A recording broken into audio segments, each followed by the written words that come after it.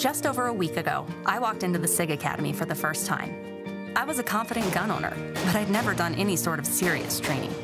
And let's just say it showed. But this experience has been more than I could have dreamed of.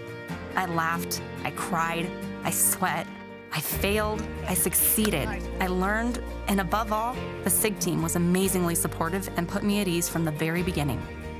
Now, it's time for me to put together everything I've learned and show that I'm ready to take my skills back into the real world. I'm Kimberly Corban, and this is Empower the People, sponsored by SIG Sauer.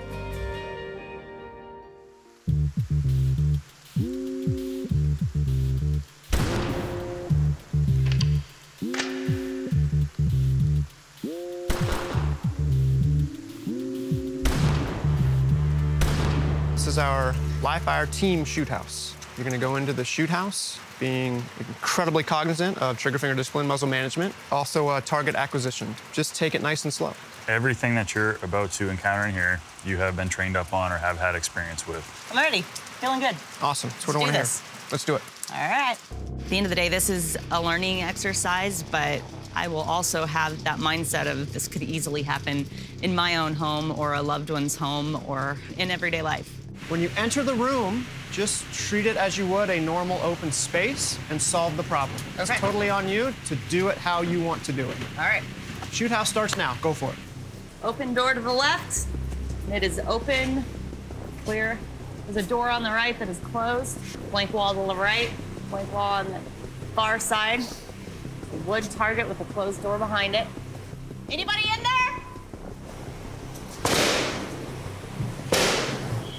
Anybody inside? The far wall is clear. Drop your gun! Anybody else inside?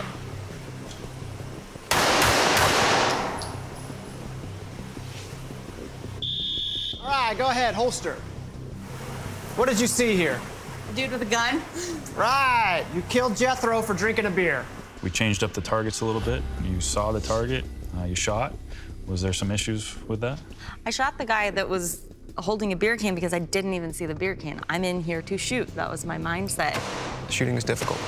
So hopefully that also gives you a little bit more respect for our law enforcement officers and our military personnel, especially on the decision-making aspect of it. He's got his hand up, and if he's not obeying commands, that would be a really hard distinction for a law enforcement officer to make, let alone a civilian. Advanced training is not just being able to put a bullet where it's supposed to go. That's part of the equation, but mindset and thought processes are a big part of that. Target discrimination. Can I shoot? Can I not shoot? The advanced stuff is decision-making processes under stress. Next thing we're gonna do is actually shoot from a moving vehicle. I don't want to give away too much of what we're doing. I only want you to shoot at the white targets. And I only want you to shoot at them when they are in front of you. If I'm driving, for some reason you can't get a good sight picture, should you take that shot? Absolutely not. Right. Here we go. Oh, God. So the purpose of me driving so erratically was to just kind of mimic reality if you could. You're a terrible driver. If you were gonna get into a shooting situation outside of a vehicle, it's not going to be a smooth, slow drive. It's going to be erratic, so I was doing my best to try to replicate that, to kind of drive my point home that it's a little bit ridiculous to think that we can do that with any kind of efficiency or effectiveness. Finger off trigger, reholster. How'd that feel? I'm gonna be sick.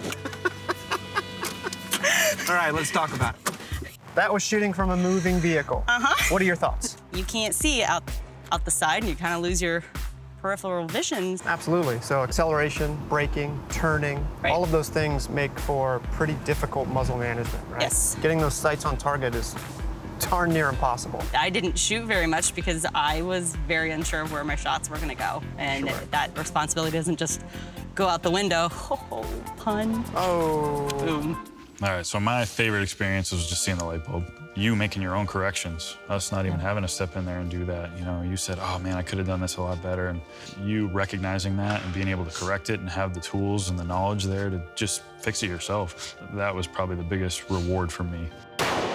You had training before. Yeah. So what took this to the next level? The fact that SIG does this every single day, day in, day out, like they are there to teach people how to do this properly, lawfully, and with what fits them the best. Here's something that I can take and I can learn and I can use in a way that's going to benefit me, my kids, people around me. Like, I would be completely confident in carrying now, whereas other times I'd be like, I don't know what the laws are, it doesn't fit my outfit or something, and it may give me pause. And now I don't feel like that's the case at all. I have grown confidence from sitting right down there on that first day, accidentally popping springs out of a mag, and just, I have no idea. They're gonna put a gun in. Oh my God. They're gonna put a gun in my hand this whole week. Are they sure? We were a little worried at first. I figured I was going to come here and I was going to be taught to put a lot of bullets down the range. Which you did. Which I did. Do we know how many we went through? We were counting the first few days. So 30,000? I thought it was 50,000. I thought that I was going to figure out how to shoot at a target. That's not it at all. It's the stance, it's being aware of my surroundings, it's the mental aspect of everything that you go through before you get to that draw. I can't wait to come back. I know that this is something that I need to pursue so much more, and to spread that knowledge with other people that, you don't know what you don't know. Excellent. Until you get in here and start learning more about just what that tool that you have can do. Let's say after I leave here, it's going to be imparting that knowledge upon others, teaching Mike when I get back. I want to see how I retain that and how I can message that to somebody else. If they're not getting something and I'm not teaching them right, maybe I need to go back for more training. It's a good gauge. On a personal note, all the drills you've been doing at the end of the day, allowing you to work through your own experiences, kind of getting over the psychological effects of your past experiences in your life. Like for Dylan and I, that's why we come to work every day. Before coming here, I thought there's no way I could have stopped that attack. I did what I needed to do to survive. And I'm walking away from here now knowing that, well, if the exact same scenario presented itself, here's all the different ways that I now know I could have gotten to that firearm, or I could have defended myself. I've broken out of that mental mold that I've lived in for 11 years and realized, okay, there's actually a different scenario that could have ended in. It happened the way that it did. I'm alive, but if that ever happens again, I know I'm going to be much better prepared.